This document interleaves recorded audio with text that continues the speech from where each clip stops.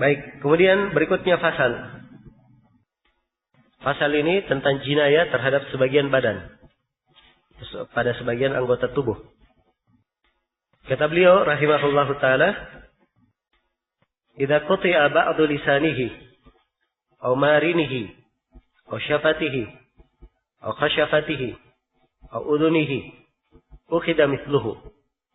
Apabila sebagian lisannya dipotong, nah semua lisannya dipotong, sebagian saja, atau sebagian hidungnya dipotong, ya sebagian hidung yang di atas lubang hidung itu marin namanya, atau sebagian bibirnya dipotong, atau kepala kemaluannya dipotong, atau sebagian telinganya dipotong, maka diambil yang semisal dengannya. Kalau dia qisas, diambil yang semisal. Yuqaddaru bil ajza, diukur dengan bagian-bagian, kan nisfi wa thuluth wa nahwihima, seperti seperdua, sepertiga, dan semisal dengan itu. Jadi kalau yang diambil dari telinga seperdua, seperdua juga dari telinga orang itu diqisas. Nah, ini masuk dalam keumuman ayat wal juruhu qisas. Iya. Wal juruh qisas. Baik. Kemudian kata beliau, wa in ukhidat diyatuhu ukhidha bil qisti minha. Dan kalau diambil diahnya, maka diambil sesuai dengan bagiannya. Anggaplah misalnya dia sudah, saya tidak mau qisas telinga saya yang putus, maka diambil apa? Dia sekadar apa yang hilang saja. Jadi 2 telinga, 1 dia. Jadi kalau telinga kanannya yang diambil setengah, maka dihitung untuknya setengah dari dia telinga kanan. Telinga kanan haknya setengah dia. Berarti semuanya totalnya diambil 1/4 dia. Jelas ya? 1/4 dia. Nah, ini contoh ya. Diambil sesuai dengan kadarnya. Kalau yang hilang telinganya misalnya hanya 1/10, maka diambil 1/10 dari dia. Hanya diambil berapa? 1/10. Iya. Kan datang nanti satu dia itu 100 onta. Jadi kalau dia hilang dua-duanya, 50-50. Jadi kalau misalnya hilang, iya, 1/10-nya berarti dia mengambil 5 ekor onta saja. Jelas ya? Jadi dia mengambil dia sekadar apa yang hilang. Kalau diambil dia. Iya. Kemudian kata Ibnu Qudamah rahimahullah, wa in kusira ba'du sinnihi burida min sinnil jani mithluhu tidak umina inqila'uha. Apabila ya dipatahkan sebagian giginya, maka dipotong dari gigi orang yang melampaui batas melakukan jinayah ini semisal dengannya. Apabila dipastikan giginya tidak tercabut. Jadi kalau misalnya seorang yang mengkisos, oh ini gigi gigi depan saya jadi terpotong sebagiannya. Ya, kata orang Makassar, cipek. Ya. Dia potong sebagiannya. Ingin dia potong juga orang tersebut.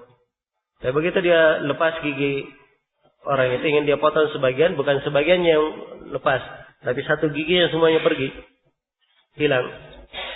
Maka ini tidak diperbolehkan ya, sebab melampaui batas. Jadi kalau memungkinkan dia potong sebagian, tidak ada masalah.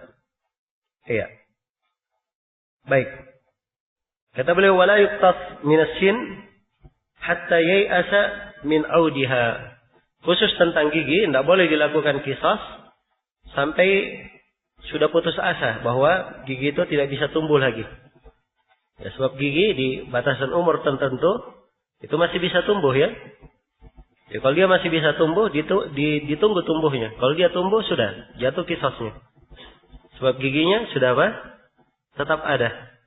Nah, adapun kalau dia tidak tumbuh lagi, ini boleh untuk diqisas. Ya, untuk memastikan apakah dia bisa tumbuh atau tidak, ini tentunya diperlukan orang-orang yang ahli. Ya, ditanyakan kepada dokter-dokter gigi di dalam hal ini. Jadi perlihatkan giginya yang jatuh, ini bisa tumbuh atau tidak gigi ini. Maka akan dilihat nanti, ya umur dia berapa, kemudian dilihat kondisinya dan seterusnya. Dari hal yang dimaklumi di kalangan ahlinya di masalah ini. Baik. Kemudian kata Ibnu Qudamah, wala minal jurhi hatta yabra. Demikian pula tidak boleh dikisas dari luka sampai dia sembuh. Jadi kalau dia sudah dilukai seorang misalnya, ditunggu sembuhnya dulu. Setelah sembuh baru bisa dipastikan, oh kadar yang rusak kemarin sekian dan sekian. Sampai sini, sampai sini. Tapi kalau belum sembuh, dikhawatirkan lukanya akan melebar, bertambah, dan seterusnya. Kalau dia bertambah, ini lain lagi hukumnya. Iya, akan lain lagi. Karena itu, pembahasan berikutnya Ibnu Qudamah menjelaskan wasyirayatul qawat muhdarah. Iya. Adanya kerugian yang lebih yang muncul disebabkan karena pelaksanaan qisas itu tidak dianggap. Tidak dianggap. Jadi seorang misalnya dipotong tangannya. Dia balik mengkisas, memotong tangan orang itu juga. Begitu dia kisas dengan memotong tangan orang itu, terjadi pendarahan yang menyebabkan orang tersebut meninggal. Jelas ya? Maka di sini ya terjadi kelebihan. Ya, dia mengkisas dan mengakibatkan orang ini apa? Meninggal. Meninggalnya orang ini dipermasalahkan atau tidak? Kata Ibnu Qudamah muhdarah. Itu tidak dianggap. Ya. Sebab dia meninggal akibat pelaksanaan apa? Hukum qisas yang telah diizinkan oleh syariat. Maka kerugian yang terjadi di belakangnya itu tidak dihitung. Tidak dihitung. Iya. Baik. Jelas ini ya? Kemudian kata beliau wasirayatul jinayah madmumah bil qisas wa diyah. Ya, adapun siraya dari jinayah, itu dijamin. Ya, seorang misalnya dilakukan jinayah, dilukai kepalanya. Karena luka kepalanya akhirnya, ya, terjadi penyakit dia mati. Maka di sini dia dikisas bukan karena luka kepala saja, tapi dikisas dengan hukuman mati. Kisasnya dengan apa? Hukuman mati. Sebab akibat dari perbuatan yang dia lakukan melayangkan jiwa. Maka yang dihitung adalah melayangkan jiwanya. Ya, jadi bedakan ini antara dua hal. Orang yang melakukan jinayah, itu dilihat batas terakhirnya sampai mana. Dia potong tangan, ya, ditunggu sampai tangannya sembuh. Kalau setelah potong tangannya ternyata luka sampai orang ini mati, maka di sini bukan hukum potong tangan yang dijatuhkan, tapi hukum membunuh yang dijatuhkan padanya. Jelas ya? Kecuali kalau tangannya sudah sembuh, barulah dikatakan di sini dikisas hanya dengan dipotong tangan.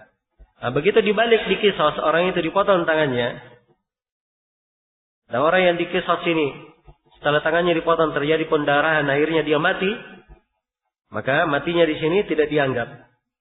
Karena dia mati di dalam pelaksanaan hukum apa? Hukum qisas. Dan itu dianggap muhdarah. Ya. Hal yang tidak ada dianya. Dan ini telah syah dari Umar dan Ali bin Abi Thalib. Ya, dan selainnya dari para sahabat, mereka berkata, "Man mata fi qisasin bi kitabillah fala diyatalah." Siapa yang mati dalam pelaksanaan qisas dengan kitab Allah, maka tidak ada diyah terhadapnya. Ya, dan ini adalah kaidah ya di dalam semua bab, bukan di dalam pembahasan ini saja. Semua hal yang sudah diizinkan, kalau dijadikan terjadi perugian di dalamnya, maka itu dimaafkan. Yang penting sudah diizinkan. Karena itu seorang wakil, kalau dia menjual barang, dan barangnya rusak, kerusakannya tabi'i, perkara yang wajar biasa, maka dia tidak menjamin barang itu, tidak mengganti. Sebab dia diizinkan asalnya untuk menjualkan. Ya, dan ini yang sudah berlalu bersama kita di pembahasan qawaid fikih ya. Apa kata Syekh Abdurrahman bin Nasir As-Sa'di? Apa? Wa kullu ma nasha'anil ma'duni fadaka amrun laysa bil madmuni. Jadi kalau jinayahnya dia lukai seorang, misalnya mengakibatkan dia mati, semuanya ditanggung ya. Ditanggung bil qisas, dengan mengkisasnya atau dia bayar dia. Illa, kecuali ayastawfiya qisasaha qabla bur'iha fayasqutu dhamanuha. Kecuali kalau dia sudah mengambil qisasnya sebelum sembuhnya, maka gugur dhamannya. Misalnya seorang dipotong tangannya, ya. Kemudian dia menuntut, dia balas potong tangan orang tersebut. Qisas sudah terjadi. Ya, sedangkan tangan orang yang dipotong ini belum sembuh. Ya, begitu qisas sudah terjadi, sudah selesai dikisas orang itu dipotong tangannya, ternyata tangannya ini lukanya tidak bisa sembuh, semakin parah, akhirnya mengakibatkan dia mati. Maka di sini gugur sudah. Ya, untuk dhamannya, sebab dia sendiri sudah sudah membatalkannya dengan sudah mengambil hak qisasnya. Nah, ini pendapat Ibnu Qudamah rahimahullah. Iya. Pendapat dari Ibnu Qudamah. Dan beliau berdalilkan dengan sebagian asar di sini tapi mursal.